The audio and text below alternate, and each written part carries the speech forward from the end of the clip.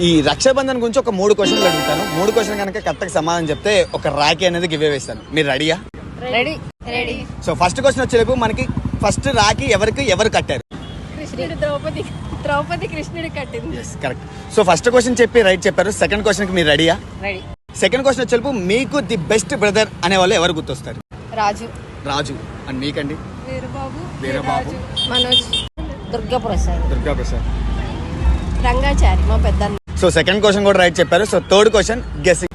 So దీంట్లో మనకి రక్షాబంధన్ రాఖీకి సంబంధించిన కిట్ ఉంటుంది. ఒకసారి మీరు ఓపెన్ చేసి దీని ప్రైస్ ఎంతో చెప్పండి. సో దీని గెస్ ఎంత ఉంటుంది?